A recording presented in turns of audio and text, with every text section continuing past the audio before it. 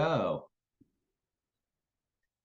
everybody. This is Dean with the Two Party Podcast, and I'm here with, and this is something I forgot to talk to you guys about. I'm really good at messing up names. So Me too. Is it Leah Piper or Leah Piper? Leah, but I will answer to Leah because She's a Leia. princess. Okay, that is the first time I've got a name right lately. This is great. Okay, We're off to a cool. good start. Yeah. And Dr. Willow Brown. Yeah, that's an easy one. And so yeah, that was a little easier. You got to change your name, I guess. So I wanted to have you guys on the show. We've had some discussion, as I do with all guests before the show. I've done my research, as I do with every guest on the show. I like to research everybody, kind of get some background. I call it creeping. But I like to look into who I'm having on, because there's nothing worse or less personal than you coming on a show and nobody knows anything about you. Literally I'm handed a script or something. So I like to keep the show personal. I like to keep the show unfiltered. And so I'd like you guys to kind of tell us a little bit about yourselves, your background, where you're from, how you got to where you are, and then we'll just let the discussion go from there. Whichever one of you want to start, Leah or Dr. Willow. Princess Leia, why don't you kick us off, darling? I'll kick us off. Let's see. Well, I am a Midwest girl, grew up in Michigan, and couldn't wait to get to the West Coast. I was raised by born-again Christian hippies, if you can imagine that. And we started off Pentecostal, and then we went to Catholicism, and then everybody stopped it and decided reincarnation was the way. And that is so typical of my parents.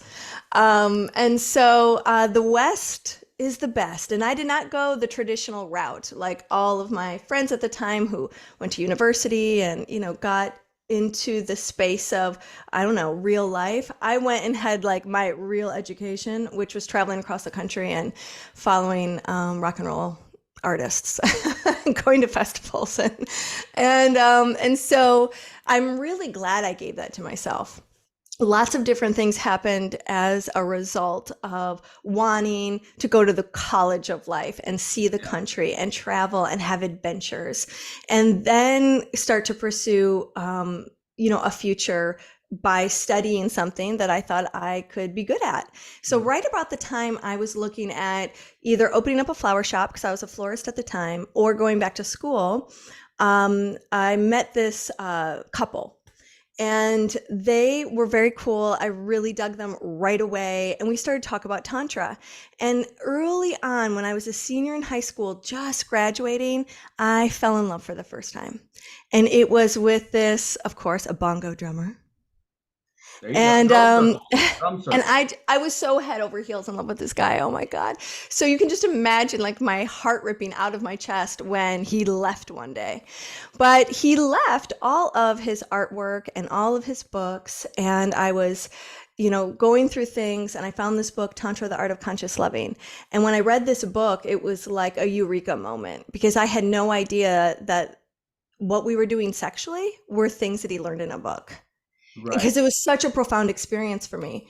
And so I start traveling across the country, and I'm meeting all these people, and I've got this book, and every time I start dating somebody, I give them the book and hope that they read it. No one ever read the book, unfortunately. By the time I was reading the book out loud to them, usually the relationship was kaput. Right. So anyways, I found this couple, and she had been a Tantra teacher working one-on-one with people for about 8 years at that time. And I had no idea you could do that as a profession. Yeah. So she encouraged me to start looking at schools who were teaching people to be teachers. And that's how I got started studying Tantra yoga, specifically more of the sexual healing aspects of the art of conscious loving. And it just catapulted me into the stratosphere. It was like a homecoming. I had found my calling. And I think that's interesting because, a lot of people don't, I don't know, maybe traditionally, I'm 46 years old, be 47 next month. I think traditionally just growing up, like I think we touched a little bit about it. Like I learned through like Dr. Ruth, it was like sneaking to watch that. But I think like sex has always just had this like kind of this little cloud thing. And you learned about it through your mistakes with maybe in your younger days as a juvenile playing, dating girls. And then or older, but either way, I think there's always been the stigma like, oh, we don't talk about it. It's not like you said, you're having to look for a school to learn about these practices that one of my exes she was into I think it's Vishnu, and then she did tantric as well. She was instructor. So I kind of got deeper into that with that situation. Cause again, my mom was kind of an old school hippie. I grew up that way, but I never really understood or got into it. I always thought, oh, that's Right. mom, she's weird. But as that one relationship went on, like I learned quite a bit. And Cool. it did open my mind to the fact that like, it's okay to talk about sex. It's okay to actually, for lack of a better term, not to be like the stereotypical douchebag guy, but like to actually learn about sex, to actually like, I'm not trying to perfect my game to have sex, but to actually be better with the person you're with, to have that relationship. That's what really compelled me. It was taking a look at sex as if it were an art form, taking a look, and I wanted to swim in the deep end. I wanted to have like this deeper experience because my foundation was pretty spiritual. I mean, as religious as my parents floated in and out of things. Yep. The feeling that there was something bigger than myself that I could always rely on was something I treasured. Yeah. What I didn't treasure was all of the rules that were different for boys and girls, because my brother had one set of rules and I had another set of rules. And so there was a feeling that I had to suppress or deny my horniness. So it's like, only boys can be horny. Yeah. And we have to protect the women because there's so much danger out there. And it really screwed me up. I mean, I really rebelled against that. And I think it used to be like, I agree with that because like, okay, so I have 11 brothers and sisters, one of which is my actual blood sister that we grew up together, but the others my dad was a very busy man, and not very responsible. Okay. But at the end of the day, he didn't know the art of non-ejaculation. Correct. No, and he about protection either. Like he didn't care. So, but my sister, it was a different set of rules because my sister, it was like, hey, you can get pregnant and you can this and you can that. And for me, my mom, like for me, I always felt like my mom was like, yeah, get out there, son, sow your oats, And I'm like, oh, hey, that's cool and all, but kind of wow, that's kind of weird, but. And also just throwing you to the winds, like figure it out as you go with no education and no sense of like, what does it mean to tune into a woman's, or a man, depending on your sexual orientation, but to really listen to a partner and their body language and what's turning them on and what's not turning them on, what's causing them to freeze up. I think that's probably one of the biggest things that young men are missing, and women too, but just that listening piece. And I think nowadays, especially and this is something I talked with another guest on. I haven't released the content of that show, but we talked about the new porn culture, and that really just decimated the actual the practice and the closeness, the peacefulness of being in a relationship one-on-one and actually learning about your partner.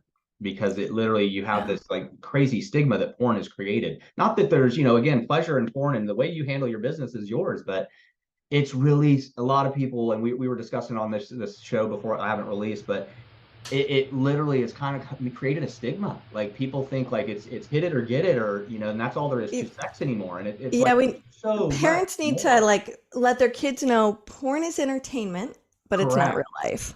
And it's not education either. This is not a place to learn. It's a place to get off, but it's not a place. It's not real life.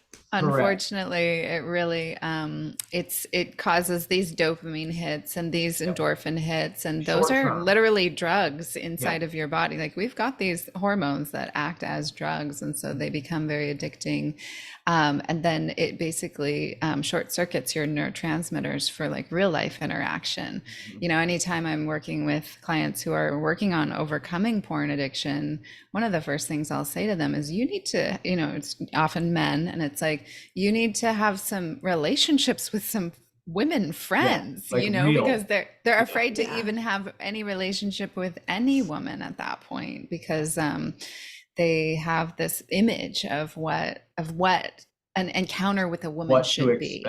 Like they start to program their brain to need a certain sensory stimulation in order to get off. And what's interesting is the studies are showing that erectile dysfunction has like jumped up by 15 to 17% in men under the age of 40.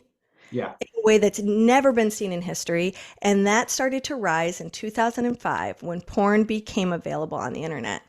And so you've got these young men in their late teens, 20s, early 30s who are experiencing pretty serious sexual dysfunction, not being able to have sex with a partner because of how the grooves in our brain and the way that we create habits in the brain, it gets so severe. And so for those people who are suffering with that, one thing they can do today is you can regenerate that part of your body so that you can regain your erections. Right. And so, and you can become healthy with a partner again sexually, but it requires you to turn off the stimuli visually and start to work with your imagination.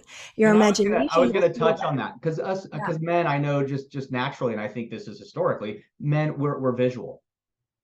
Totally. I mean, sex, we're visual. So, again, that porn is the quick release. That's the quick stimuli. So it's, what you just said is like, turn that off, stop with the visual, and actually start learning to recreate and work on other paths. Right. And developing that rich imagination. Yeah. And one of those and most important things to learning is to learn about your own body, which is like doing the Taoist approach or the white tantric approach, really understanding where your own pleasure lies inside of your body and discovering what these practices that we teach that come from ancient cultures and traditions, what they can do for reawakening your own body. And it takes patience and it takes devotion and curiosity. Yes, because without those things, you can get really kind of like, well, give me the quick fix again. Right. And I think we live in a society of that, with social media, with how does my selfie look, and you're posting stuff to get it's image, feeling. Like you said, these chemicals that are feeding us basically are get high, and I think that's you can't educate. It's just like every generation has their faux pas. They have this thing that's a problem. And I think our generation, these generation coming up right now, it is the social media. It is the cell phone. It is these quick release images that I had to go out and play till the lights came on. I had to go find entertainment. If I wanted to go learn about sex, it was, like I said, stay up late and watch Dr. Ruth, or I had to get off school and then go behind the bleachers to hang out with one of my crushes, and hope that maybe I got a kiss, and then you learn from like, okay, we kissed, what do I do next, and so it's kind of like, those back growing up, those were interesting ways to learn, but at the same time, that's a very difficult way. And nowadays people are always looking for that quick fix, so people are always like, oh, well, let me just Google or YouTube, how I can make a relationship work. And, there's thousands of those, but how do you get intimate? How do you get to the level of like what you guys are teaching? How does a couple get to a point? Let's just talk about, say, dysfunction in the marriage or in the relationship. How does a couple who's having issues with sex due to maybe the way their relationships going, whether it's arguments or disagreements or maybe something else, maybe there was one of them cheated, something, how did they get past and get back to the road of that relationship, sexual as well as just intimate? And they have to rebuild trust. A lot of times people don't trust themselves, so they don't trust their partners. And intimacy is made up of trust, vulnerability, and presence. And without those three things in place, trust being the most important, and trusting of self, meaning that no matter what happens on the outside, my husband cheated on me, left me, whatever, I trust that no matter what happens in the outer world, which I have no control over, I'm going to be able to come back to my center and my core and get even more into a state of love with my own inner beloved, with myself, the big self. Yep. And so that piece, I feel like trust of self is probably one of these, underlying foundational pieces that's missing. Yeah. It's not talked about. We talk about trusting other all the time, but we don't talk about what it feels like. How do you know when you trust yourself? Yeah. How do you know when you're on the right path to that? What does that look like? What does that feel like? How do you respond to the world when you have that? How does the world respond to you when you're the type of person who's developed really strong self-trust as sort of a foundation? So sometimes it means doing some separate work, and getting right with that. I think the other thing I would add to what Willow said is one of the things I think we really screw up in our culture sexually is that we take it too seriously. We get to this place where we're either passing or we're failing because we make orgasm the goal. And trust me, we teach people how to have incredible orgasms. That's I think everybody is. People. We got techniques of the ones, dude. to give you for the best great orgasms, all Right. different kinds. Yeah. And I think that should be the goal, but there's so much more to getting there. It's kind of like the going from A to B. You want to go to C so that you can have B in between. There should be some enjoyment in between, not just a go here to here. Well, there should be playfulness. There's There some should be a pride. lightheartedness. Yeah. This is There like should be, this is the playground for adults. This is where we get in the sandbox together and get curious. And what is the wet sand versus the dry sand? What do we do with this? And don't put having it in some places. yeah, don't put it That sand doesn't need to go there. Exactly. And when you have like a goal or an outcome, like orgasm being a goal, it takes you away from the present moment. It futurizes the whole situation. So then you're not actually being present with this particular touch down the side of the neck or behind the ear. You're not, and that's where that presence piece comes in, and the vulnerability. So when you have that level of trust with yourself, then you can open your heart. Then no matter what happens, you'll be okay. So you can really open your heart and be vulnerable and show your true self. I mean, we hear from women all the time, I've never really had a man see me before. And I was like, well, have you really ever shown a man yourself before? Most haven't, because doesn't feel safe. And then presence comes. Presence is an organic result of this cycle of trust and vulnerability. When you lay your heart out on the table and somebody else picks it up and responds, then you're creating this cycle of trust and vulnerability between two people. So ideally, we should be getting to the place inside of ourselves where we're looking for opportunities to be vulnerable, which is the opposite of what most people are doing. I was going to say most people aren't thinking that. They're saying, hey, I need to put these Let me go the other way. Yeah, well, defense is there. And I think exactly what both of you just said just reminds me of like traditional counseling, where they say, you got to work on yourself first, because you're not going to be able to help anyone else unless you're good.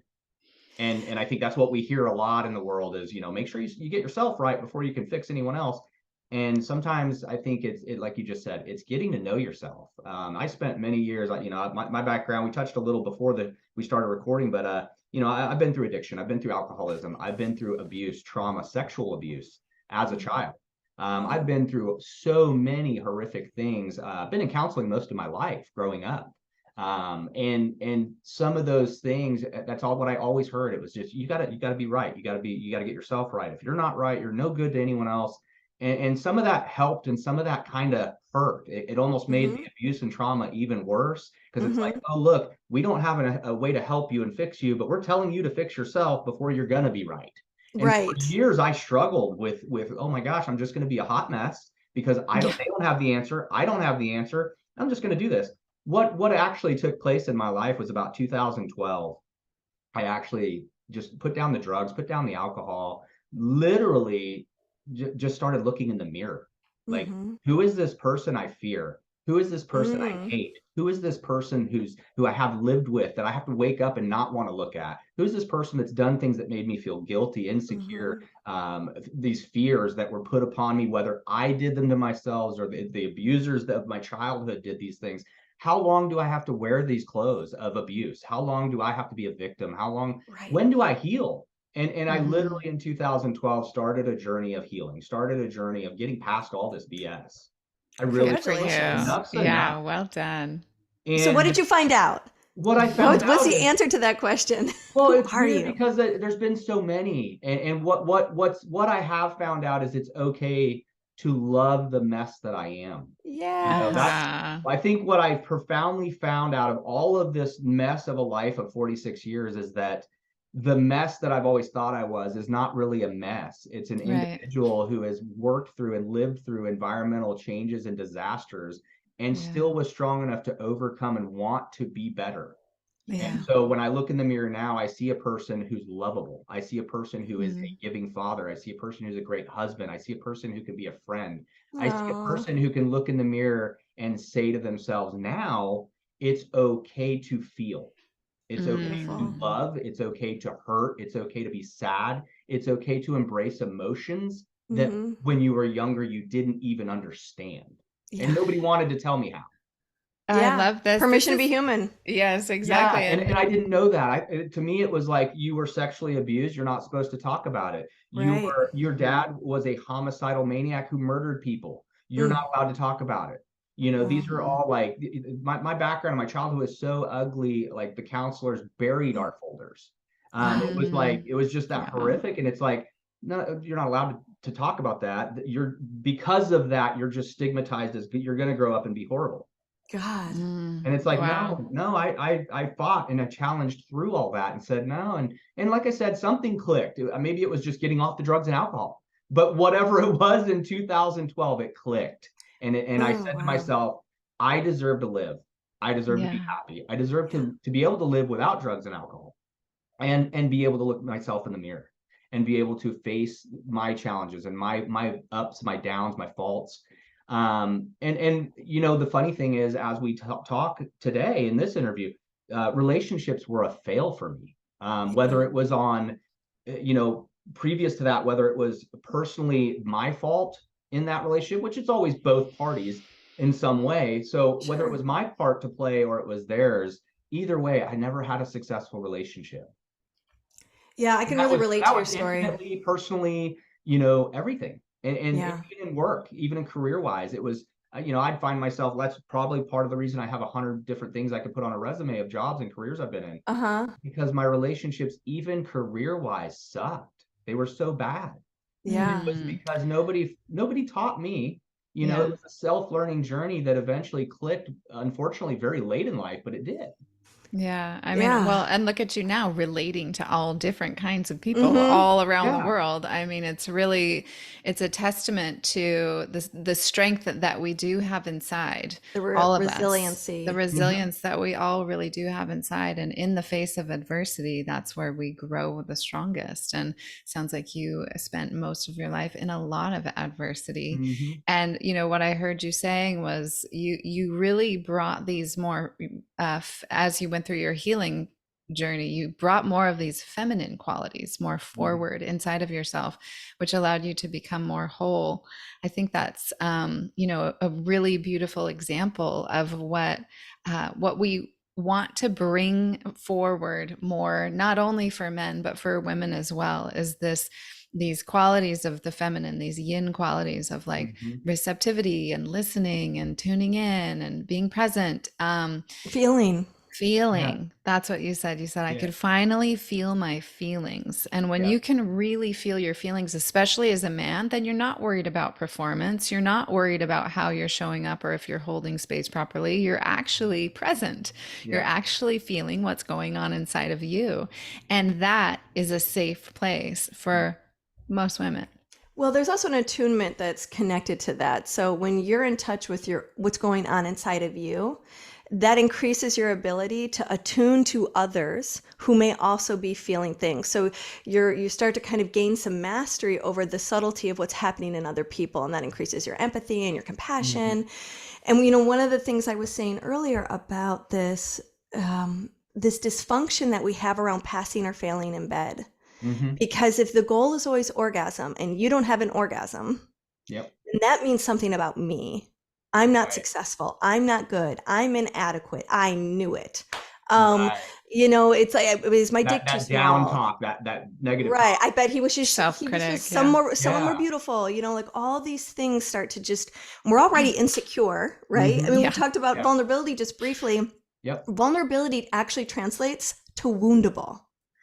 Exactly. No wonder it is so scary, because it's like we're opening up our guts and we're going, don't run. I hope you like what you see. Don't hurt. They're my guts. You probably won't. I'm wide open. Don't hurt me.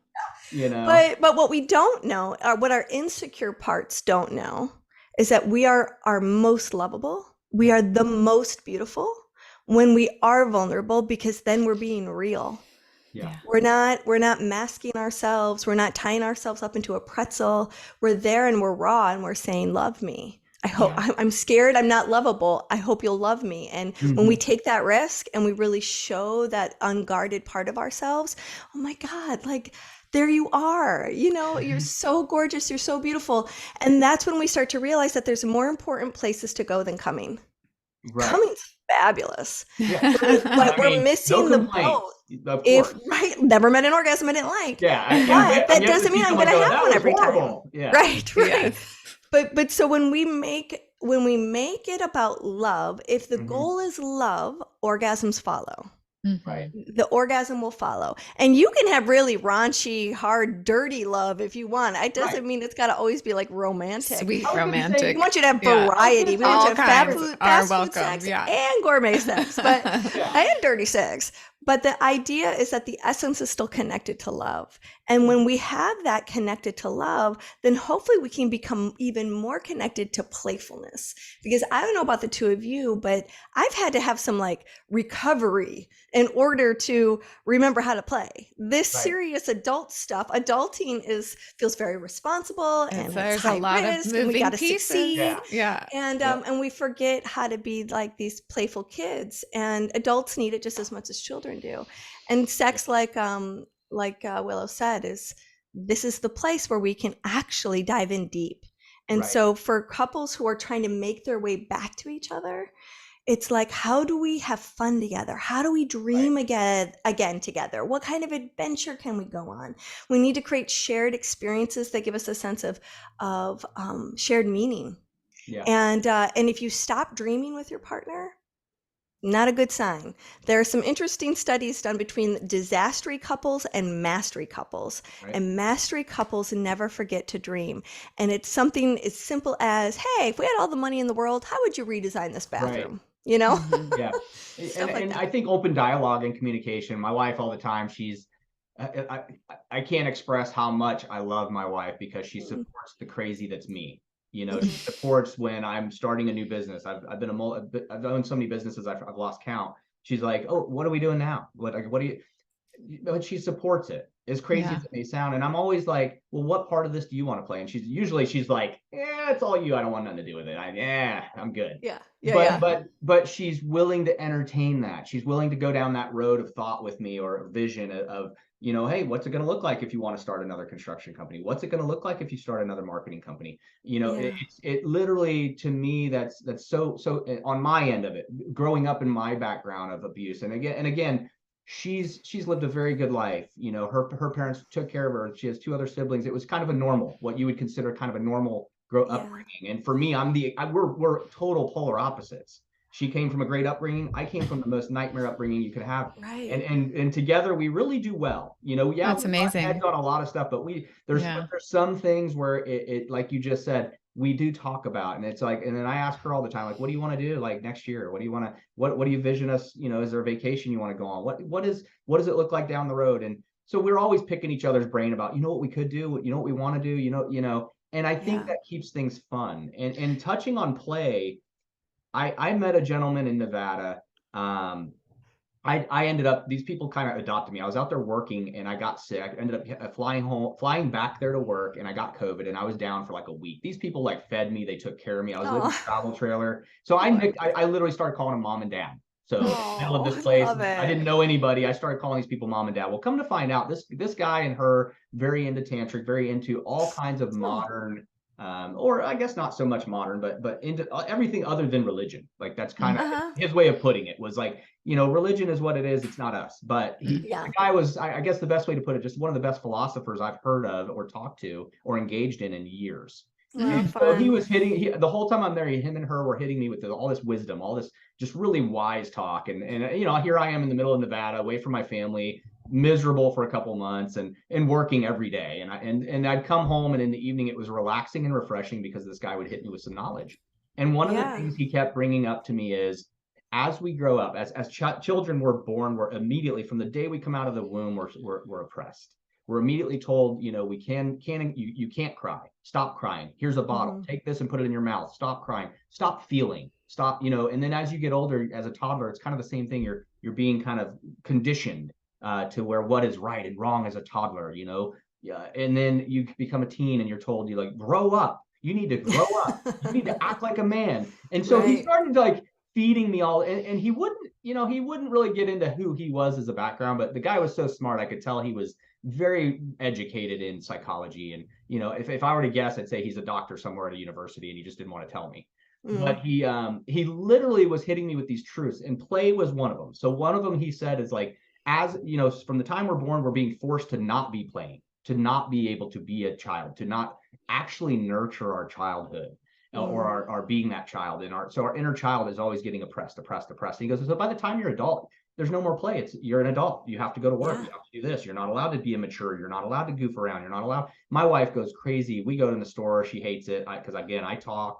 She gets embarrassed. I'll walk up to a perfect stranger, make a joke in public, and she's like, "Oh my gosh, you don't know what they're doing. How dare you do that?" And I do it to everyone because I like to have fun. And she's like, "You got to stop that." And to me, like, no, I don't. That's as long as I'm not intentionally hurting or meaning to hurt. Like to me, I'm not doing it because it's fun for me. I'm doing it to try to brighten their day. And play. And so what this guy kept bringing up to me was about play. And as an adult, we need to play more. He would even like, I'd have a bad day at work and he'd even engage me with that. He'd say, well, you go in there tomorrow and you tell that employee you can play with it. He goes, go in there and you don't have to fire them. You're not playing with their life. But go in there and have a good time with it. Have fun at work. He goes, go in there and play with them. See, it's all about changing the perspective. Oh, 100%. And he's like, he goes, what we project, and it's all what we project. He goes, that's what you're dealing with. He goes, you're having a struggle in life, and it's all stuff you're already projecting.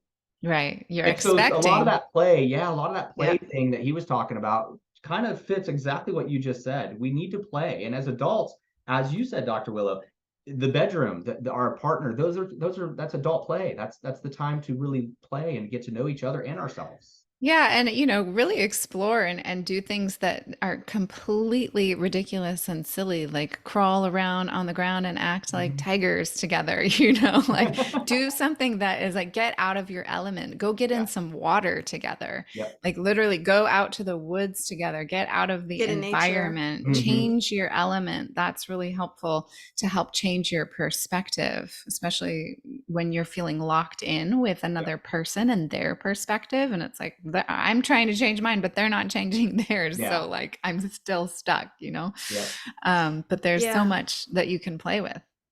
I think also having just a conversation with your partner and going, I want us to grow together as a couple. I want us to grow in our wisdom and in our love and in our intimacy. And, we tend to turn away from each other instead of towards each other when we're hurting. Right. What would it be like if we committed to turning towards each other and beginning a new habit where we challenge ourselves when we are separate from love, when we are separate from connection, when we are separate from even ourselves or a higher power, whatever you believe in, that those are all ding, ding, dings. Okay, I'm going to challenge myself right now. How quickly can I come back to love? How quickly can I come back to love? Which is also get off it. Get off of being right. Get off of being the victim.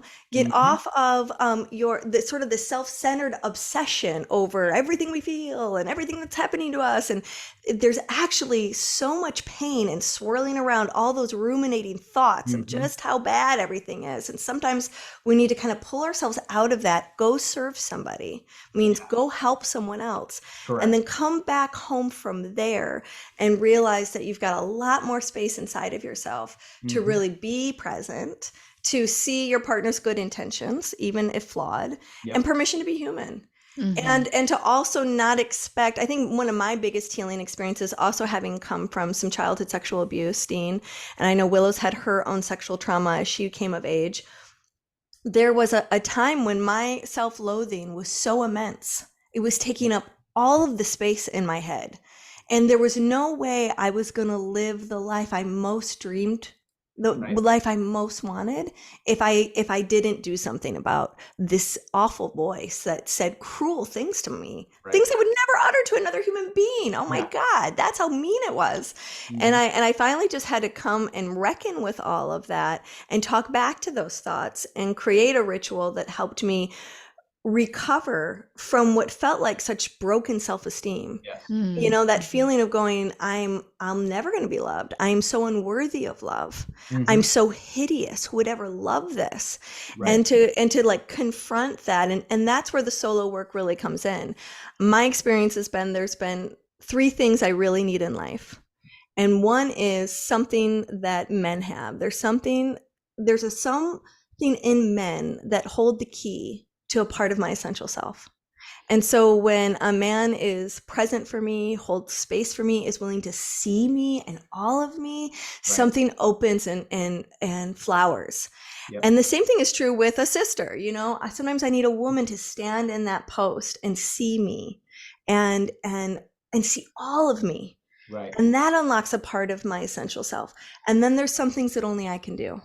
Is No one can give is it it to almost like a validation? Is it almost Well, we're really remembering of like, oh, tribal. I'm whole. Yeah, I've always we been are whole. as I thought I humans, was broken. we're I'm not tribal broken. people, and we Yeah. really need each other. Like we Yeah. really Yeah. need to be Other seen. people We matter. need to be It's the balance. witnessed. It's Yeah, the, you know, it's we male and cannot female do it all balance, on our right? own. And That's depending on right. how we protect ourselves, we might think that we need to be able to do it all on our own, if that's our Right. pattern and our way of living in life. And that, you know, separates us even more and keeps us even more pain. So Isolation. Leah, Yeah. isolation. So Leah getting that. Excuse me. That's all right. Leah getting that insight that she needs she needs men to be able to see her and witness her in that place, and women as well. Go on with your other things, Leah. Well, just that, like, I was at that time in my life, I wanted, being a cisgendered woman, I really wanted a man to come in and rescue. Like, just tell me everything I long to hear so I'll fucking believe it. Just tell me, like, where is he and why won't he come in and just take this pain away? And when that was not showing up, and it was not showing up, and it was not showing up, I realized, like, it's not going to show up unless I do this part. Right. Like, I actually have to skip the middleman. I got to go straight to source. I got to go straight in here. I have to actually build a new relationship to how I see And myself. sometimes that's scary. It's totally scary. Always. It's pretty much always scary. It's always scary. But I found, if you're scared out there, you're normal. Yes, right. You're right on time. The most growth is through working through that scary. You know, I found totally. the most growth I had and the most profound enlightenment I got was working through the biggest fears I had. The things that made me most scared. You know, I didn't talk about sexual abuse in my life for decades because I was afraid I was a man. Yeah. And I'm not supposed to talk about, that's a weakness. That's again, like we talked about vulnerability. Oh my God, what are my friends and family going to think if I talk about myself being abused sexually? Right. And so it wasn't something I would even talk about. Right. I'm so curious, it was a Dean, secret. For you, like what was one of the big sort of healing moments for you around that, where it did allow you to voice it and start talking about it and sharing? You know, I think a lot of it, I think at some point I was just fed up over the top with the holding in the emotions that I wasn't allowed to express. And I think a lot of it really with the sexual side of it, you know, I had faced this with my mother and in counseling, and for years I blamed my mom.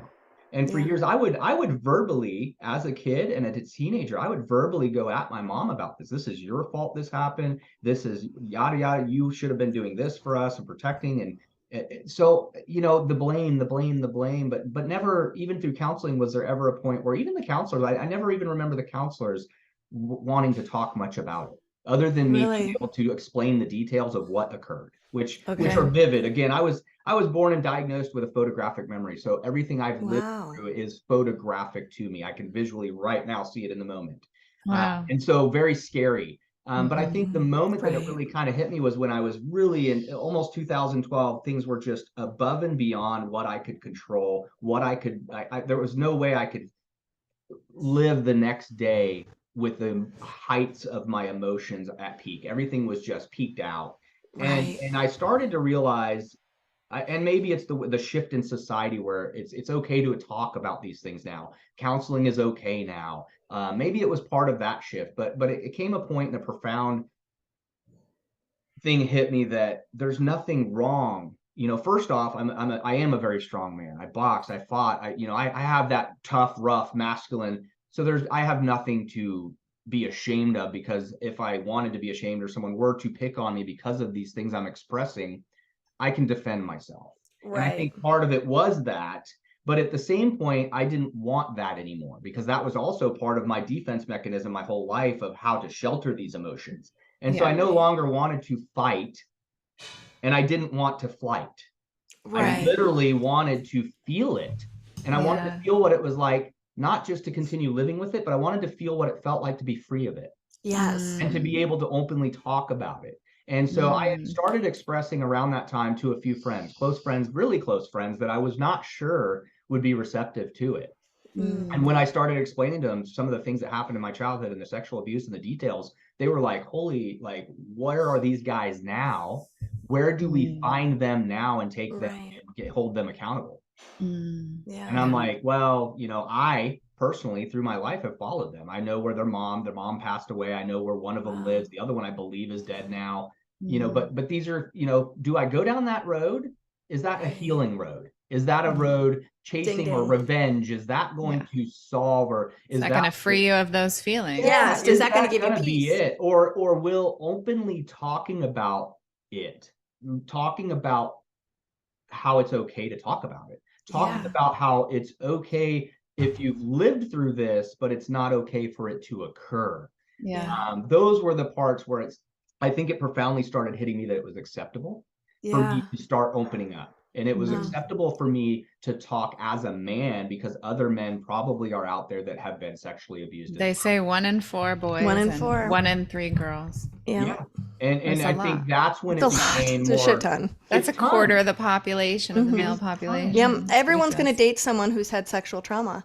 And how many of us who have had sexual trauma, how we present. So I know for me, I would be very sex forward. So like I'd be very open and free sexually, and I'd be like this sex kitten in the beginning. And then the more I got safe in the relationship, the more I would withdraw from sexuality. Right. And so not understanding why that was happening, or why that seemed to be a pattern in every relationship and cause hurt and confusion in myself and them. But it was like I would lead in with going, I'm this. And then I would start withdrawing. And so we do all sorts of different things. We start to shut down when we've had, especially when our brains are developing and we're being sexually harmed at a young age.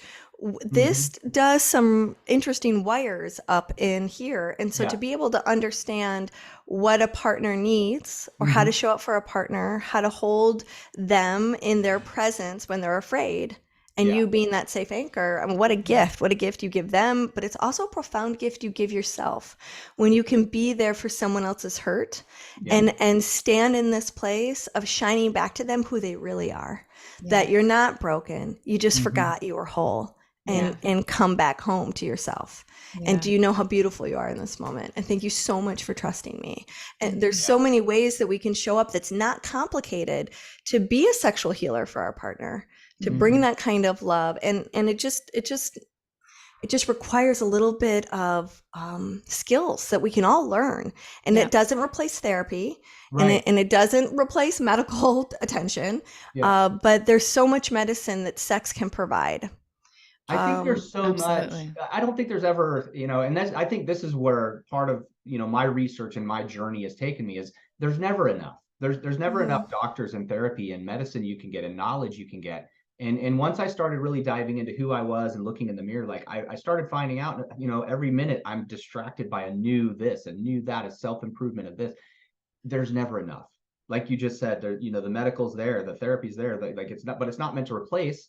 It's meant to add to your tools to becoming whole. Yeah, and really you've got to develop a whole practice. What you just touched on that was beautiful is you forgot that you were whole.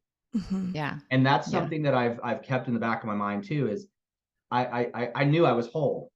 Yeah.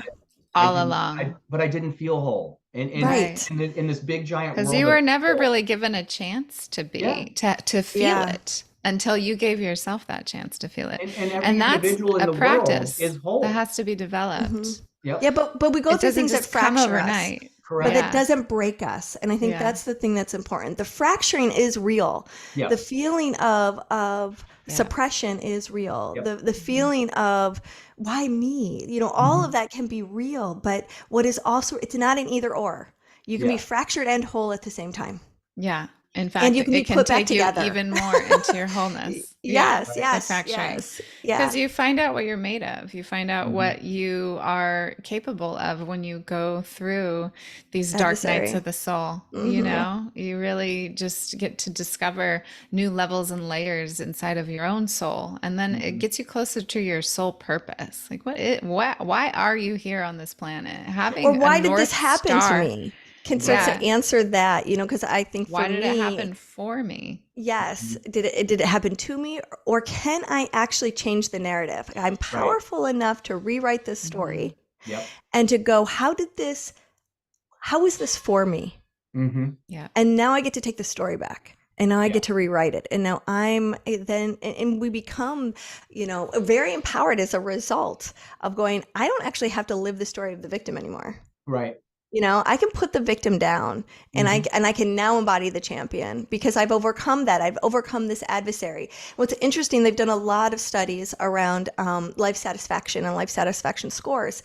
And I think this would surprise people that the people who have encountered more obstacles and more adversarial situations are actually the ones that get the highest life satisfaction scores over people who haven't had to deal with a lot of adversity in their life. Right. So, as parents, we're often motivated to want to provide for our kids, give them things that we never got. Keep them away from adversaries. Right, Don't right. let them go through the hardship. And thinking that that's going to give them a better life. And but what they don't sometimes it's understand is difficult that's to not not true. do it. Sometimes those of us that have been through trauma and stuff, it is hard for us to be like with my son, he's 14 now, and he's just now at that teenage age where he's challenging the heck out of us. And it's hard for us to be like, let's just keep the walls up and keep him safe. But whereas now I'm a little more like, each day me and my wife are like, let him crash. It's got to be so hard. It's okay for him to crash, and then let's pick up the pieces and talk to him about how to assemble it. Talk about a metamorphosis of a time. I mean, 14, 15, 16, like the hormone and it's like you're coming out of your cocoon, and you're like, I don't know, these wings are wet. I don't know how to fly. What the fuck? It's just such a tricky 100%. time. 100%. And I was working with a client the other day. She's like, my 13-year-old daughter, she's only 13 and 13. And I was like, she doesn't see herself as a 13-year-old girl. Right. There's no 13-year-old there. Herself as herself. As a being. And that's how she needs to be seen by you. She right. needs to be witnessed in who she is right now, and that is okay. And I think that's a really challenging thing. Insightful thing to bring to the table there, Dr. Thank Willow. you, darling. It's difficult. It's hard as a parent because you want to protect and you want to be like, you have this other higher, older perspective. Yeah, you've got a perspective on it all. Yeah. I mean, I share the perspective with the mom. I get it, but it's like, I also know what it was like to be a teenager who was hugely misunderstood, which then sent me down a track, which led me to my sexual trauma, and took me on a track where I was like hanging out with the wrong crowds and doing the wrong things, and what bada boom, bada bing, date, rape, and pregnancy at 19, and so that was my big like turnaround where I had to go into healing after that, and thank God for that experience. Like, I'm so viscerally grateful for that whole time, even though it was one of the hardest times I went through in my early adult life. But it's made me who I am today. It's absolutely got me on the healing journey. I've been healing for over almost close to 3 decades now, and getting old these days. It's really fun when you can say, I've been doing this for decades. A long fucking time. Tell us a little bit about like some of the people you help. Let's give the audience an idea of, because again, I can easily explain, again, with addiction and all that. I mean, people don't realize everyone's an addict of some sort in some fashion. And there's addicts, no matter how you vision it. A lot of people, even spiritual addicts, meditation addicts, self-help addicts, and self-help. I mean, I think I traded addiction at one point for self-help addiction. Yeah. And I did for a long time. I was just running through everything I could find, every person out there I could hear from. And I was just like, this is great. There's not enough YouTube for this. But tell us a little bit about the dynamic and the demographics of the people you guys are helping and touching their lives. Yeah. All kinds. I mean, I've been working a lot with women for a very long time. I've been running the gamut on hormones and endocrinology with women for over 20 years. And so a lot of times women will come to me and they'll say, I don't have a libido, I don't have any drive, I don't have any desire. So I'll look at their labs, I'll look at their test results, and we'll do that side of things. But then we'll look at the traumas and the psychology and how they're protecting themselves, and no one's seeing me because I'm not showing anyone myself, so we'll go through all of that as well, and do a lot of really deep somato-emotional healing work. And more recently, like in the past decade, 10 years, I guess now. I've been working more with men, and I love working with men because there's there's something so magical about men. Like what Leah was saying, like, I need a man to witness me and see me. And I feel like when a man can drop into what you were saying, Dean, of really feeling and trusting himself, and when I get to provide that space where it's just, I'm just witnessing and like witnessing this man feeling his feelings that he's never gotten a chance to feel before in his never whole said a deep life. breath of Evolving. I hear that all the time. Like, oh my God, I've never said this before. I've never felt this before. Now I have this new level of confidence that I can take out into the world. So there is this like penetration of the masculine heart that a woman can provide that is so sweet. It's not a stabbing penetration, right? It's not a threat. It's this little weaving that opens up a man's heart, and that's one of the most beautiful things that I love to see and witness. And then with couples, and then we have two dynamics that we're working with, and so they can be a really fun challenge. A lot of times they'll come in and they'll be like, we need help with our sexuality, and it's like, okay, let's rewind. But there's so much you need help with your communication, your trust, actually. So I mean, that's probably more common than not, right? I mean, couples are coming to you saying, this is what our problem is, and you're sitting back going, well, there's a few other things here. Yeah, we got to get some foundation lying down first. Because sometimes, I guess, when we're in relationships as couples, we don't see it. We don't. We're in the midst of it. We're in the middle of the battle, being bombed with our partner and fighting and arguing and whatever the disagreements may be. But we feel like, or even if it's sexual, but we're not willing to see it because we're too busy making sure we're winning the fight with the partner. Here's the mistake that couples make: is they go to get help when they're really in rough shape. When it's bad. Yeah. When really they should do it when they're in good shape, because then they have the strategies in place to know what to do when life hits them with a curveball and they get slammed. And that's where you can learn. That's when you're actually, your nervous system is the most prepared. You're more receptive and integrate. When you're good, So everybody, go get therapy. 100%. Once you know you are like kind of in love with someone, please go get therapy. My husband and I, we went to therapy within the first month of dating each other, not because there was any problems, but because we were gonzo and wanted to make sure that we knew how to handle problems. And so having somebody help us ask the right questions to each other and translate what the other person meant was so immensely helpful. And I really feel like that's a magic mastery couple move, is if you can get your team of people who support you around you when things are great, then when things are bad, you're going to smooth sail that bad. You're going to make your way through that storm with so much more ease and grace. So I'm always excited when I have a couple that's in good shape and they just want to be better. They are so fun to work with. Yes. Right? Yeah. And you can take them so much further, it's like, because in our baskets, it's like, there's this world of opportunity, but a lot of times people only get to like the first quarter of the basket and then they're like, okay. And they flit off to something else. Right. But if they're coming in already like practicing Tantra or already having a good relationship, great communication, great trust inside of themselves and with each other, then they get to experience the top half of the basket. It's a lot of fun. Yeah, because when you're showing up in curiosity versus judgment, and here's like a quick hack for the audience out there, is when you notice that you're in a place in your partnership that you're not happy with, catch yourself judging. Right. Are you judging them? Are you judging yourself? Are you judging the coupledom that you are? Yeah. And instead, some people switch that to curiosity. As that three-part facet. Right. Yes. I've found that speaking with other people and other relationships and friends, like, it's us, them, but there's not three. It's my wife and I, or I did this and she did this. Yeah. But there's never that, let's talk about the union. Yes. Yeah, the third party union. Because the relationship has its own needs, wants, and desires, aside from the two people having the relationship. And so, And so when I can go, God, he's such an asshole.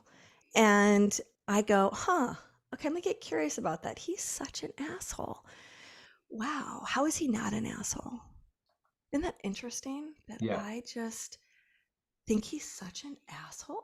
So Right. now it's like I'm switching that Next thing judgment you to know, you're something that's a drawing little more pictures of him as introspective. an asshole. Right, right. I wonder what it'd be like to stick my finger in his In his asshole. Well, you know, asshole. the next What kind of response would he get then? Right. And Yep. so this is how we can actually walk ourselves out of hell, Yes. because judgment represents closed. Mm-hmm. And when we feel closed, we're separate. And when we're separate, we're actually depressed and we're suppressed. Right. And so when we can start to unfold things, it can be simple. It's as much as it's like, okay, how can I go from closed to open? Well, what opens me?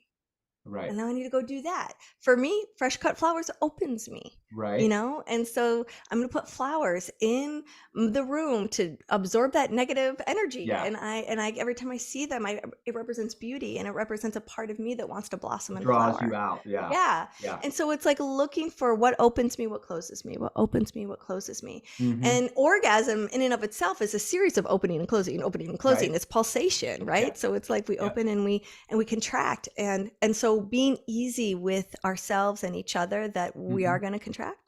Yep. And we are going to open, and we're going to try. Yeah, it's you know, just and nature's it's a way. part of life. Yeah. And, Yeah, and I then mean, that you can- extends some gentleness to one another. You can really hang your hat on it. If Mhm. you're going through a contraction in life, if you're going through an ebb, Yep. you are going to have a flow afterwards. And the problem is, most people, when they're in an ebb, they're sitting in anxiety and stress because there's not enough flow. And Yep. then when the flow comes, they don't have the reserve. They don't have the energy for that flow, because the ebb is the time to replenish, to bring energy back into your body, to rest. And Yeah. so it's so hard. I mean, I'm in one right now, and it's so hard. It's not the glamorous, sexy, sparkly phase, right? Yeah. It's the phase that's like, I just need to let go, to release, and to Yep. clear, and to be, to recalibrate. Who am I after everything that I've let go and cleared?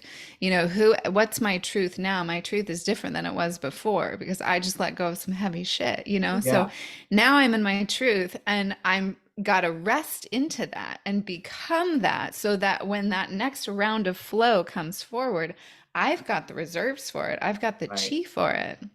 Yeah. That makes sense. And so people have to like learn how to, and this is part of the resiliency, is learn how to be with their tenderness, learn how to be with their pain, because right now how do I know I'm supposed to be feeling it? Because I fucking feel it. Uh-huh. You know, and so it's being able to stay in this moment right now with all of me, and I'm scared. I don't know how to do it, you know? And Yep. so then it's just like, okay, we'll just take another breath.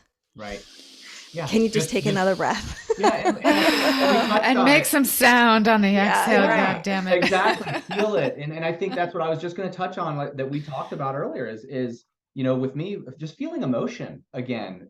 You know, when it was 2012 hit and I was going through that, like, just feeling like, Yeah. whether it was scared, fear, sadness, disappointment, like whatever it was, it's okay to take that emotion, that feeling, and embrace it, understand yourself in it and how you deal with it, and how that emotion triggers you forward or backwards.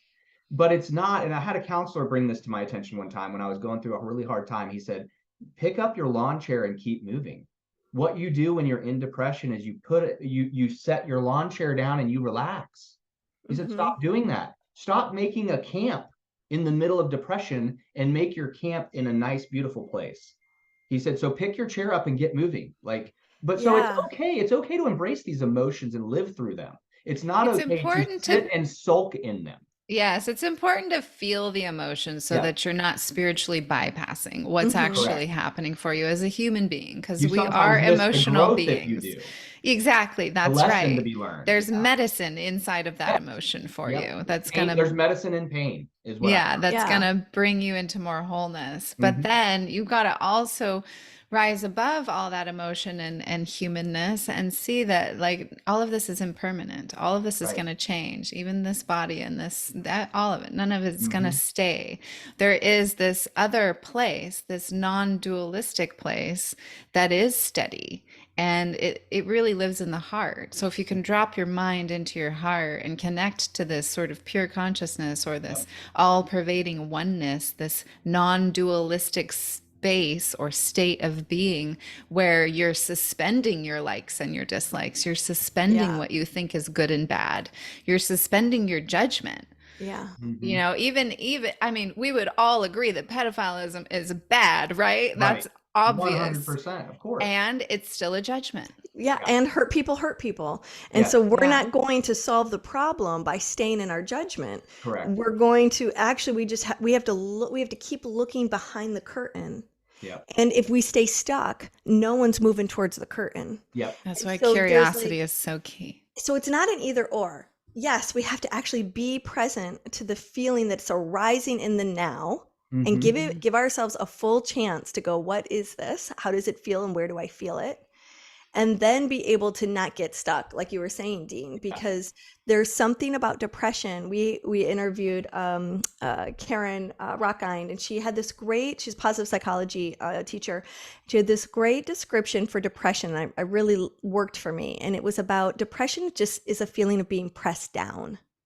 It's having something weigh you down. Right. You are suppressed. Your joy is suppressed. Your laughter is suppressed. Your energy is suppressed. Your feeling of desire to move is suppressed. And it makes sense. That's depressed. You're pressed. And you need some deep rest when so you've got that heaviness on top of you. I've heard that before, and it's so true.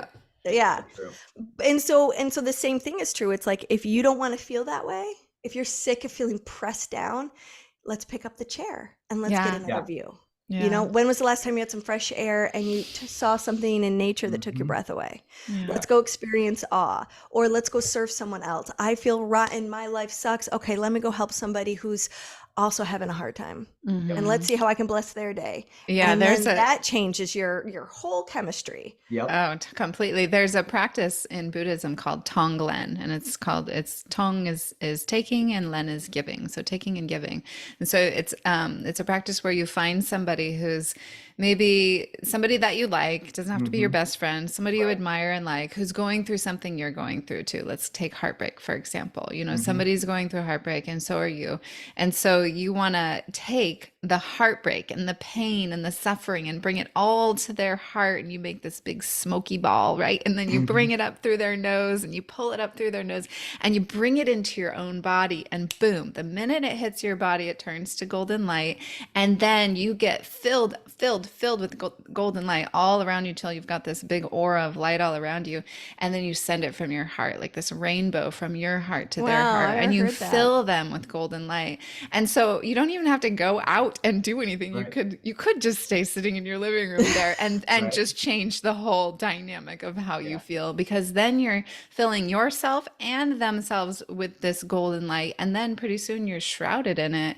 You know, it's just, there's so many ways, there's so many practices, there's so many tools, and even if you know them all, you're still human. It's still going to be hard to pick them up sometimes. Of course. That's right. And people need people. You know, I think this is something that I learned a long time ago is, you know, even when I would put myself these isolation type stages, is, you know, people need people, whether it's in your immediate relationship intimately, whether it's friends. We're designed to interact. We're designed to be one with other people. And that's why we have these feelings and emotions, and we have these expressions. And, you know, to me, that makes sense. We're meant to be around and with people, you know. Otherwise we literally start to we'll get illness, we'll get sick so much faster. Like it's so important for our immune system to know that there's someplace we belong. Which was why it was so funny that we isolated the fuck out of ourselves while this giant virus was, you know, it was like totally the opposite. Let's go hide out. Like humans need to be doing. And now we're trying to recover and figure out, who are we now? So as a collective, we are in this this phase of winter phase. Like we did all this clearing, right? Okay, we let go of all these extra things in our lives and we've cleared, and now we can like reemerge and come back into culture with each other. But who are we now? We need to take the time to recalibrate. I teach everything according to the 4 phases of the moon cycle, so that which relate to the 4 seasons. And so when we're, you know, we look at the new moon, we're looking at the winter phase. And this is the phase that everyone misses, because before winter is fall. And everyone's good at clearing. Not everyone's good at clearing, but letting go and clearing. We're harvesting. And then so once you've let things go and cleared, it's like you want to just fill back up again. Let me fill up the garage. I just cleared it out. I just cleaned out the fridge. Let me go get some groceries, you know, whatever. We don't take the time to be in the hibernation. Emptiness. The emptiness, the recalibration time, which is where this is the most yin of all of the seasons, of all of the phases of the moon cycle. It relates to the new moon in the sky. If you're a woman who has a menstrual period, it relates to the time when you're bleeding, right? So it's that deep rest time. And when we do take the time to recalibrate, this is where creative energy is born from. So this comes organically and naturally. Then spring comes around. There's that flow, that sparkly, exciting time. And we have the energy for it. And the inspiration came from that deep yin tide, that deep yin time. That's where sexuality is born from. And we get into these sexual experiences and it's like, I got to perform, we got to get to some goal. And we don't ever pause in the middle of a sexual experience and just take the time to feel. I have a question for you on that. Okay. So let's say someone is, you know, because we live in a culture where we're like, do. I mean, I am so get caught up in this. I rarely take time for winter. It almost feels intolerable for me. Maybe it's my loathing of the cold. I don't know. Run relate with me on that one. I think I was meant to be a bird and fly south. Right. So like, how do you help someone actually increase their tolerance for being able to sit more still and to be more contemplative and not rush to fill because we think it's going to feel better. How do you support someone in their tolerance of the winter? That's such a good question. I would say it's about being with what you're feeling, like being with what you're feeling and then seeing that that's not true either, that that's actually just a concept, it's a belief, it's an idea, which and it's just a fear that you can't tolerate it, but you can. Yes, exactly. And then when you're like looking at it from that witness point of view, then that takes more time and focus to like stay in that witness point of view. So that's one of the ways that I'm like really trying to bring this winter phase more forward in a lot of my clients' lives. It's like, you know, you're just going to want to rush out and get the next thing, but you're going to miss the medicine of winter. Yeah. If you don't just be and sit and just be okay with not knowing, be okay with the mystery, be okay with the uncertainty, be okay with the doubt. It's not comfortable. It's not comfortable because our culture doesn't value it and we were never taught how to do it. Right. Yeah.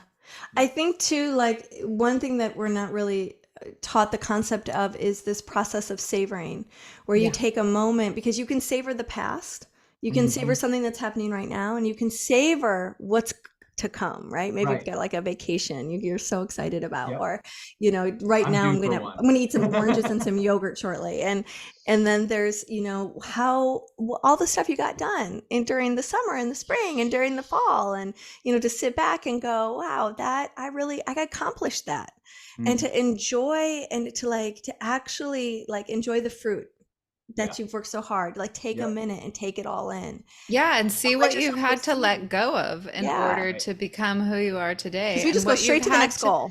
Yeah. And what you've had to also create in order to become who you are at this point.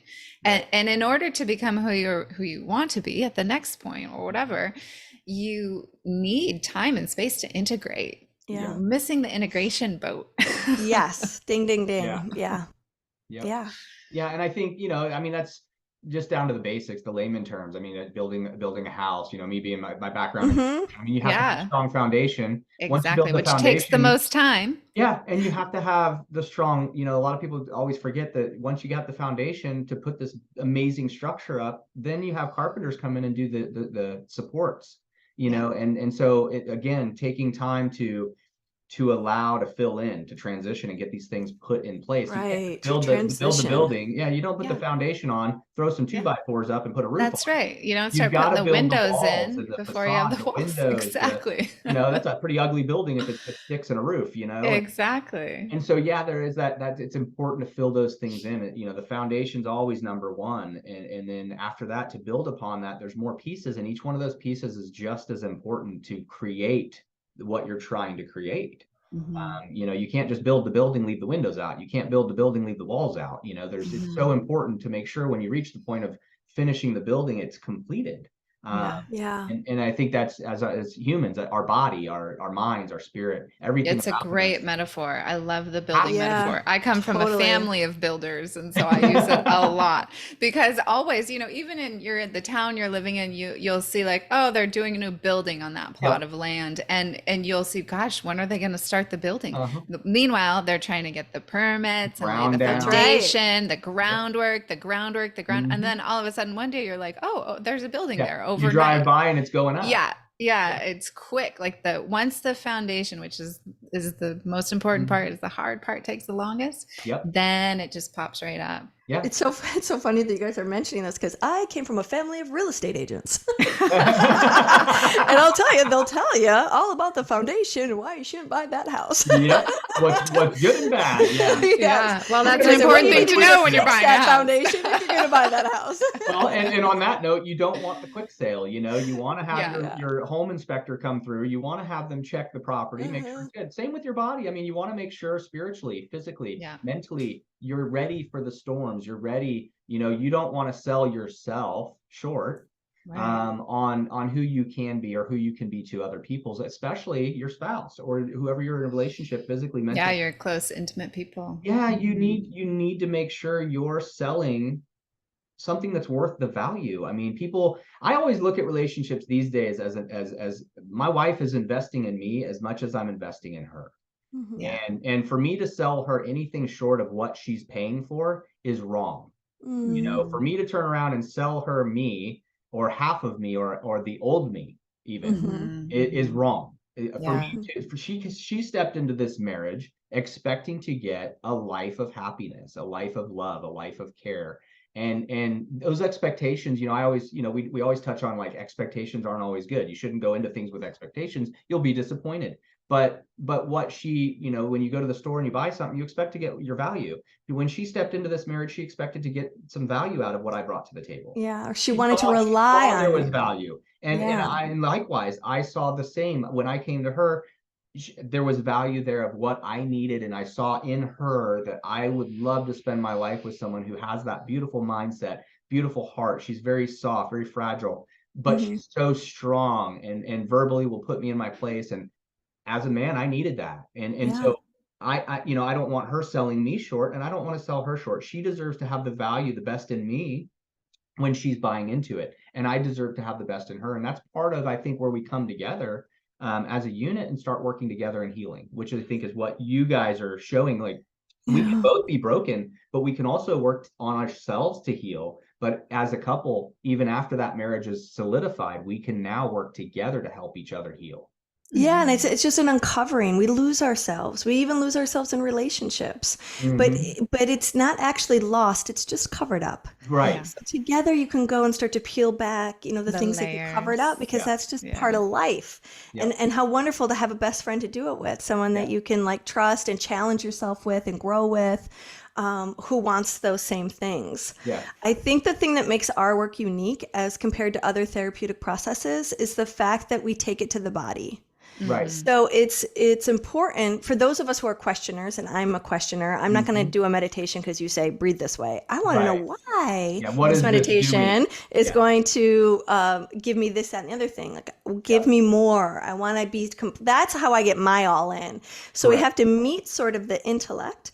But really, where the magic happens, where the growth happens, where the transformation happens is all through taking the knowledge and then embodying it, taking it into your body and having the practice, and then watching what transforms as a result of that. And that actually increases our ability to be trusted out there in the world, because when someone is in their body, they're all the way in. And you can believe their word. Because it's happening, because it comes from their body. It's not just up here, or it's not out there. It's all the way in. You can validate it more. And bodies are scary because sometimes they really hurt. And so I don't blame anyone for wanting to avoid being in their body.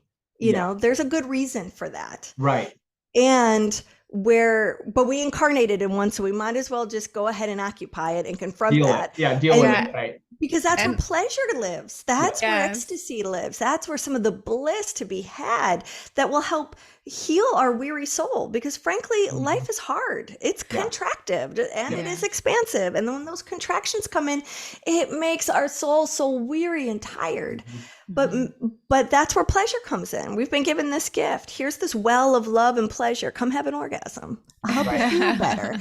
So we shouldn't deny ourselves this birthright of ecstasy, of pleasure, of connection, of vulnerability. At the end of the day, and it's an emotion we should, just like any emotion, we should dwell on it. It's an emotion we should enjoy too. Pleasure and feeling good is good. It's a good. Yes. Fire yourself from guilt.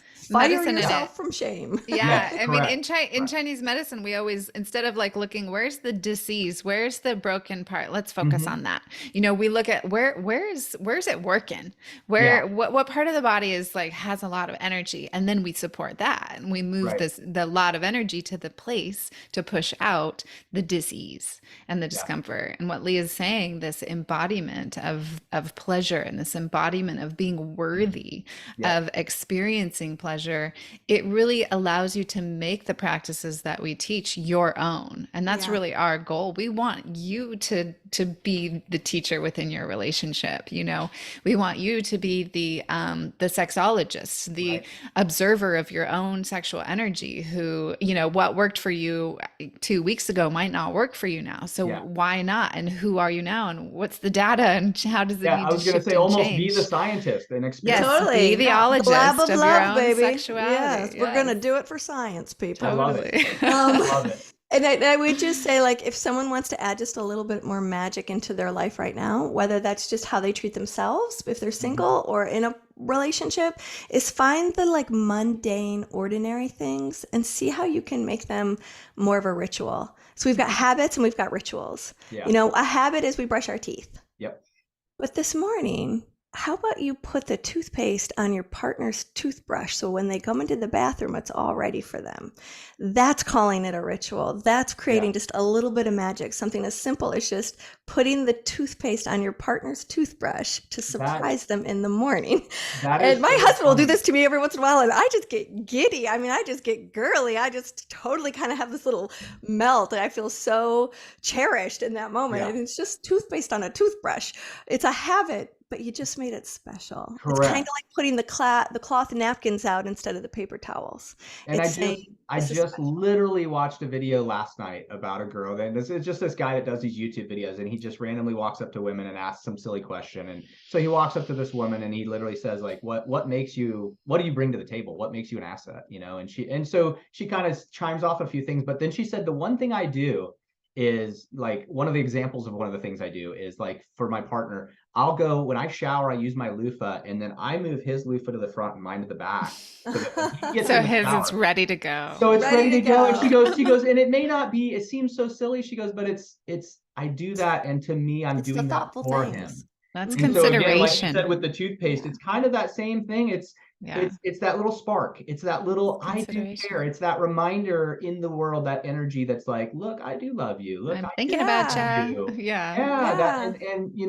Little things like that, whether it's in our intimate relationships, even outside of our intimate relationships in the world. We speak a lot on the show about, I speak a lot about legacies. We think about what is our life legacy. And I talk a lot about what a legacy to me means. To me, since 2012, my legacy is daily. I don't have a lifetime legacy. I'm not looking forward to what Dean did at 90.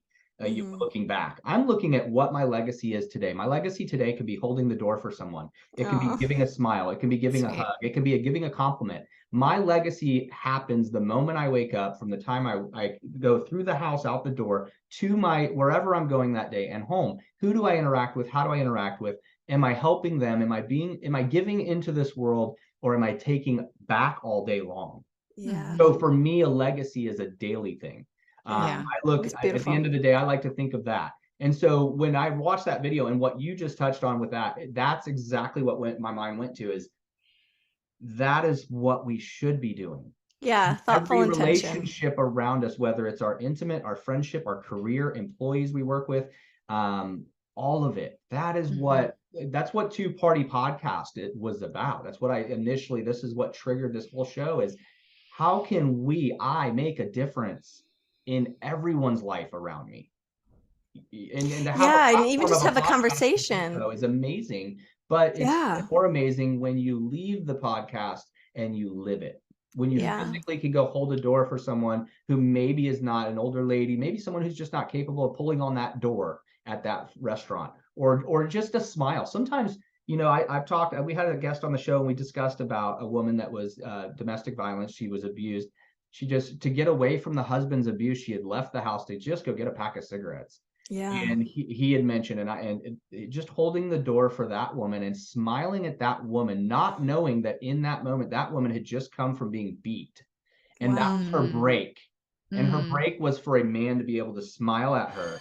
Wow. In that moment. And he said, I didn't think anything of it. Right. Until I went to my car and she physically got her cigarettes, walked back and knocked on my window and burst out crying and explained to him that she had just been beat. And Oh my his God. smile was enough for her to face going home one more time. Wow. And it was so profound but painful. But at Yeah. the same time, that has stuck with me, and that's why I continue to do when I'm in public. My wife's always like, stop, don't go bug them. I feel like, who knows? What if the person I'm interacting or telling a joke about or from, like, what if that's the moment that changes the perspective of that one human being and whatever they're dealing with in their life in that moment, in that exact moment, or even previous to that? What if that's the changing dynamic? What if that's the energy that shifts them into a better or profound situation where, like me, they look in the mirror and say, this isn't enough for me. This isn't good enough for me. This is where I need to go. Or everything's fine, but that guy just made me laugh and it made me smile. And therefore that energy carries with me the rest of the day. God, it reminds me of my girlfriends who've had like traveling with young babies on airplanes, and they're just, they're so anxious about the kids crying and everyone being disturbed on the airline. And she's like, you can't imagine what it means to me when someone comes up and I'm traveling with 3 babies by myself. Right. And someone goes, here, let me rock one of them, or you're doing great, honey. You're doing great. You're doing the kids are crying. You're doing all right. You're doing good. How can I help you? Here's a snack. Like you're just like, let them know. You help them grab the thing from the overhead compartment, and you just show up and let them know, we see you. We got you. You're doing good, sweetie. And that it's okay, And that's totally okay. Just recently I was flying, and it's funny you mentioned the baby on the plane thing, because I was like, I got on the plane and I was super tired. I was exhausted. And I was like, oh gosh. And I saw the lady come on the plane with the baby. And 2 or 3 seats behind me, I overhear the conversation of the guy who's like, oh, here we go. There's a baby on, and I'm thinking to myself, I mean, you don't even engage that. I mean, it's a baby, it's a human being, it's a life, and you're complaining because you're going to be stuck on, it's not your baby, it's not your wife. You're stuck on a plane with a child that's going to may or may not cry.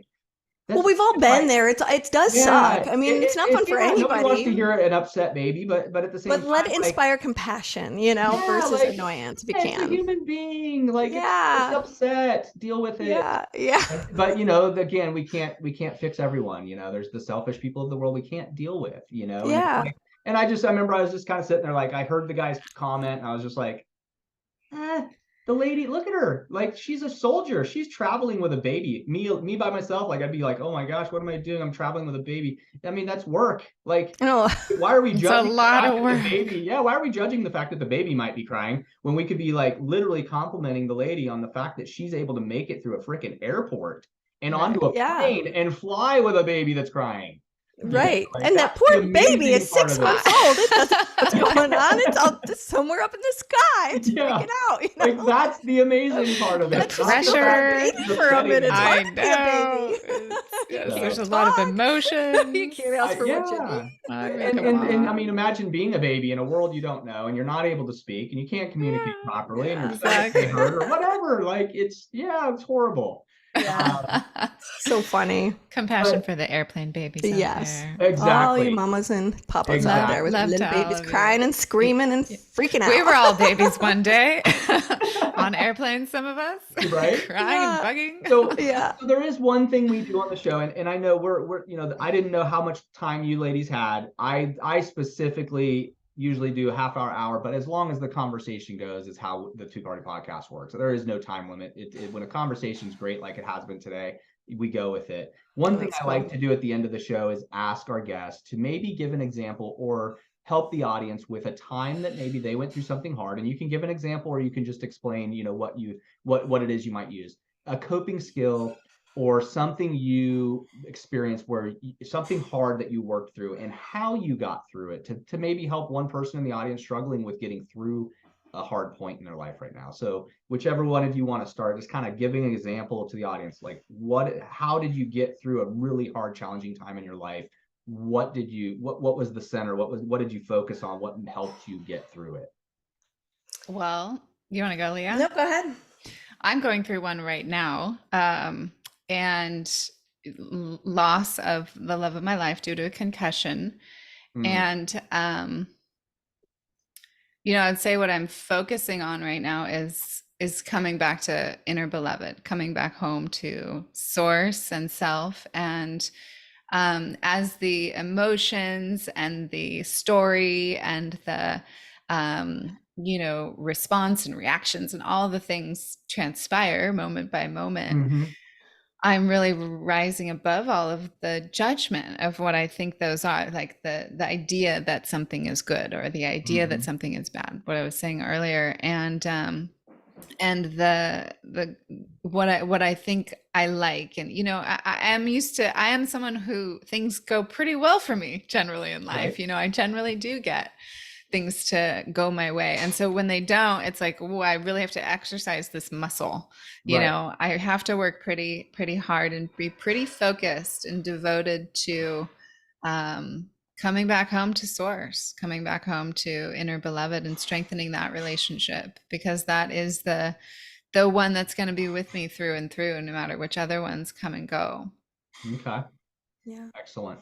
So practice is a big piece of that, like tantric practices, sex magic practices, doing the ancient wisdom approach, living according to those 4 phases of the moon cycle. So every single month I've got these checkpoints. Okay, fall phase last month was all about clearing this. Now fall phase this month is all about clearing this. Fall phase next month, let's see what it's about then. And who am I recalibrating to each and every month? So that really, that approach to life really gives you a lifeline, so that no matter what happens, you lose your home, you lose your, your family member, you lose beloved, you lose something in your health. A lot of people are coming down with cancer right now, and I'm going to say it has something to do with the vaccine. But anyway, it's like, these are big hits. These are big things that are happening in the world right now. Lots of really deep changes. I don't think anyone who has any level of consciousness can escape right now. Like the transformation is on. So society's crazy right now. There's a lot of chaos in our world. Yeah. So it's so helpful to have a way. And that's what the Tao is. The Tao is the way. And the Tao, and the way is the way of nature. So it is these seasonal cycles. And we are not separate from nature. We are these microcosms of this macrocosm of Earth. And so we have these same seasons that we go through every single month, and we go through them in a life cycle as well, and sometimes we're in a season in our lives that lasts for, half a year or a year or something. But then it's so helpful to be focusing in. Like for me, for example, right now, I'm in more of this winter phase myself right now, fall, winter, letting go, clearing, and like, who am I now, that that's not there. And so using that time to discover, and to use that medicine to be ready for whatever's next to come, and having faith that the flow is on its way. Do you want to share what you're going to be doing later today? In the spirit of this, a tool that you're going to play? Yeah. So I feel like you got put on the spot there. I did.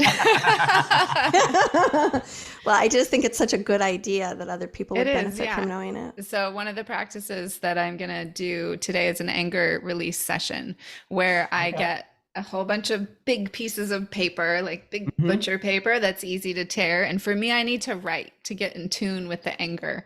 And so I'll just be writing. I got some big fat pens, and I'm just going to write like, I'm angry about this. I'm pissed off about this, and get in touch with it. Ideas. Yeah. Yes. And then shred the paper and shred. And I'll probably have these roses all over the place so too. Confetti. Just make a big fucking mess. Yes, shred, and yell and scream and stomp and, get the music and have it all going and just really get in touch with that anger. Yes. At And some then point in life, we were always told that that's, not to do that. Like, don't I get know, angry, don't yell, especially don't as scream. women, Yeah. our And I anger think it's usually turns important to we do. sadness, I think we which gotta yell, express. That's we again, need it's a to. human We need to emotion. get Let it it out. out. Yes, exactly. And then after that, I go for a run and then I come back and sit in the mess and just be. That's the practice. So there's all different kinds of practice to get you through these challenging times. But it's the ones that resonate and feel right for you. It hasn't felt right for me to do an anger release until this particular moment. Yeah. Excellent. Well, I just want to I have so much admiration for you, Willow, for just showing up and allowing us feel the vulnerability that just even comes from your voice and you speaking it out loud and just showing up in your power that way. I feel like the sense of raw sensitivity just right there at the surface, and it looks beautiful on you. I know it's hard, but you're so beautiful. Yeah. I was going to say amazing and to do exactly what you just said, just to write things down, let it go, tear it up, sit in it. Everything except the running. I quit running years ago. Not a runner. But, I tried to go for a swim this morning, but the pool wasn't open yet. Right. So. I used to run 12 miles a day every day for 6 Wow. months. I did it. I hate it. To this day, I don't like running anymore. I'm still keeping good shape, but I just I'm I'll do deadlifts, but I won't be running. Right. Yeah. I'll go in our home gym. I'll go in our home gym. And what work I out love for 2 about it, hours. I'm not a runner either, you guys. Right. Neither am I But someone it's who gets good. up at 5 a.m. and meditates until now. Yep. So transformation is abundant these days. Every once but there's in a while, something I will about run. pumping your heart. That's what, especially when you're going through a heartbreak or some kind of loss, That pumping your circulation. heart. It's just something about it really moves the chi. You got to just keep moving the chi. Right? It's gonna get stuck. Yeah.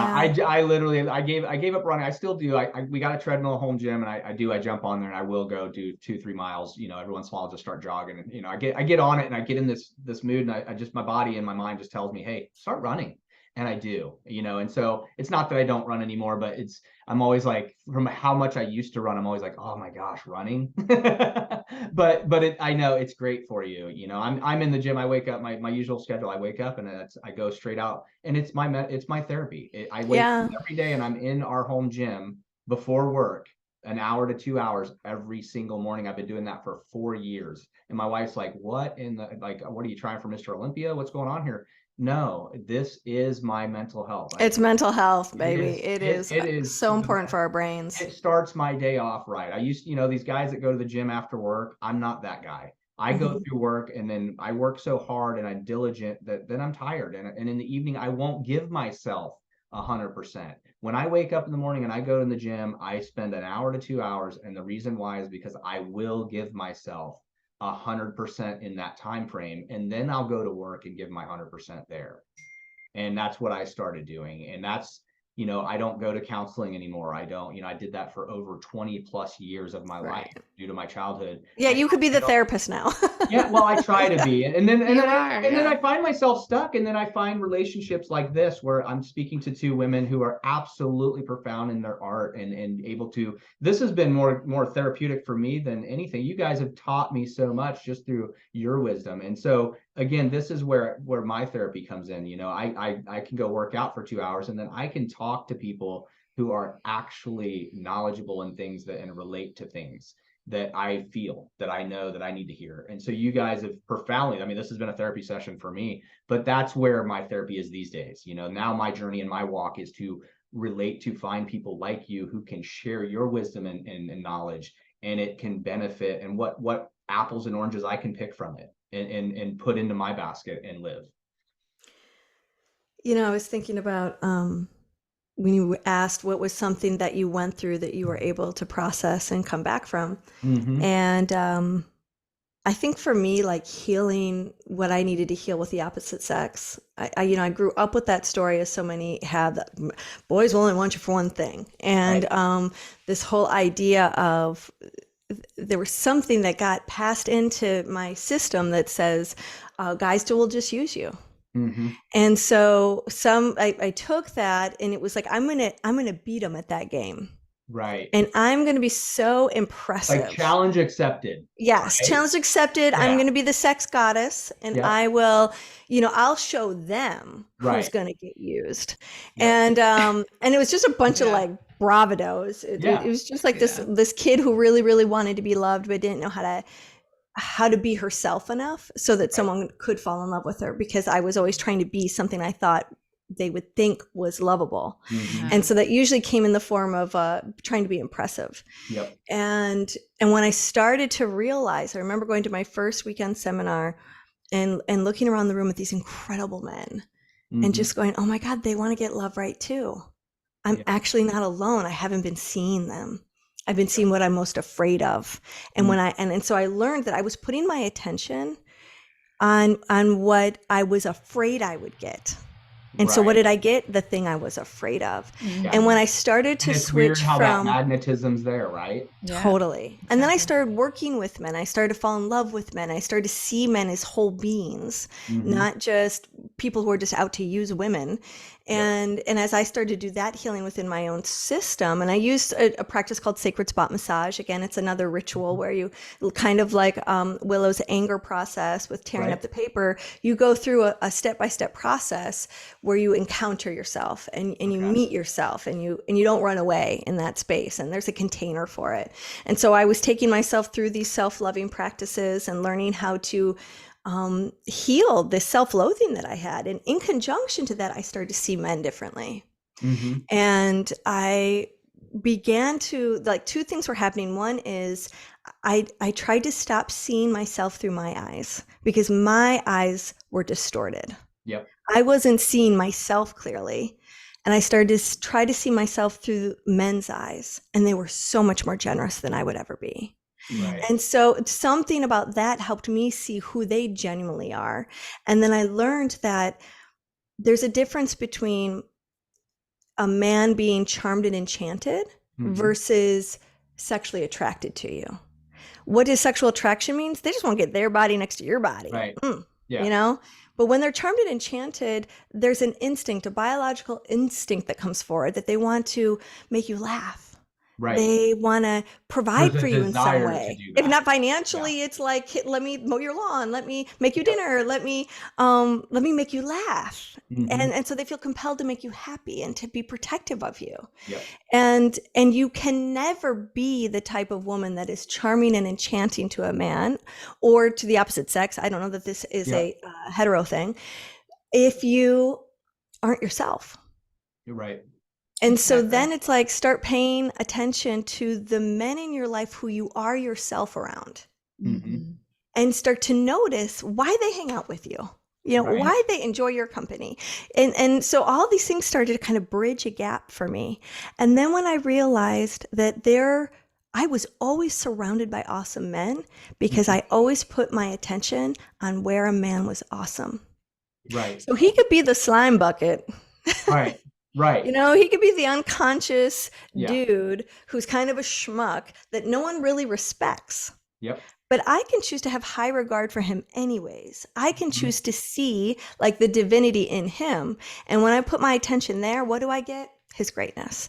If you put your attention on somebody's greatness, what you'll get is their greatness. If you put your attention on their shortcomings, on their failures, on their stuff, then what you're going to get is all those things. Right. And it really helped me in my relationship to the masculine and to be in right relationship to the masculine and to be able to put my hands on their bodies and to hold them and to see them and to reflect back to them, especially when it comes from the sexual realm.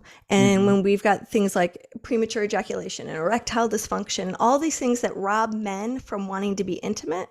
Right. That make them feel like they're a man with a little case M instead of a big case M. Yeah. And to be able to show them that, no, you are a man with a capital M all day long. That is who you are.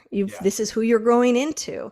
And to sort of now then come and scoop under their insecurities, especially the ones that have more sexual insecurity, and put the healing balm there and beckon them to come into their fullness. That's been the biggest privilege of my career, is being able to learn how to unconditionally love men, and by doing so, unconditionally love myself.